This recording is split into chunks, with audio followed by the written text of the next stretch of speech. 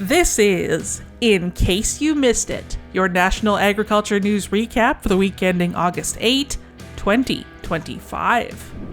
Scientists and the federal government have been selling the concept of soil health for 5 to 10 years now, but many prairie farmers aren't buying in. That's according to research from the University of Calgary.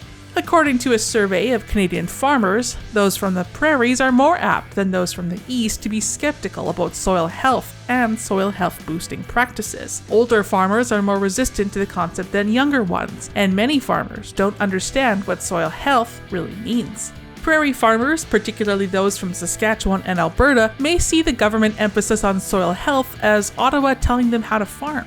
Jeff Schonow is a soil scientist from the University of Saskatchewan. He suggested soil health is the same thing as soil quality, a term farmers may be more used to.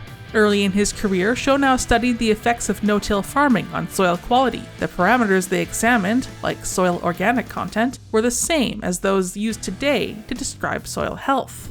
A 10-year partnership between the Ontario Corn-Fed Beef Program and Japanese grocery chain Kincho Stores could be a model for Canadian food companies looking to expand their exports. The two parties recently celebrated 10 years of partnership during a tour of Ontario beef farms. Japanese grocery stores aren't as concentrated as Canadian chains. This means smaller suppliers with defined brands and quality assurance can access those markets. Kincho Stores chose Ontario corn-fed beef as a way to differentiate its beef products, said company president Hiroshi Ueda. The taste and juiciness is different from what most Japanese consumers expect. The beef program's brand message includes quality assurance and connection to primary producers. Ueda said this resonates with Japanese consumers. The Japanese market is also valuable because it takes cuts that can be harder to move in the Canadian market, said John Baker, director of brand management for the corn-fed beef program. Hamburger steaks made from spiced ground beef are popular in Japan, and Ontario corn-fed beef is developing its own branded version.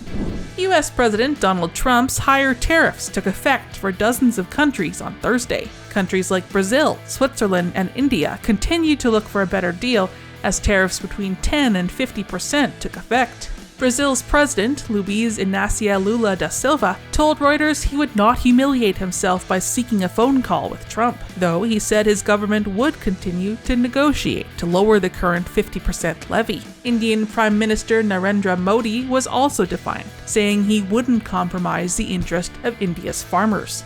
Late last week, Trump hiked tariffs on Canadian goods to 35%. Dominic LeBlanc is Canada's minister responsible for relations with the U.S. He said on August 1st that they would keep negotiating, but that Canada would not accept a bad deal. Most agricultural goods are exempt from tariffs under the CUSMA agreement. The Canadian Cattle Association said it was glad to see Team Canada focusing on the upcoming review of CUSMA. It said the agreement has been vital to the integrated North American beef market.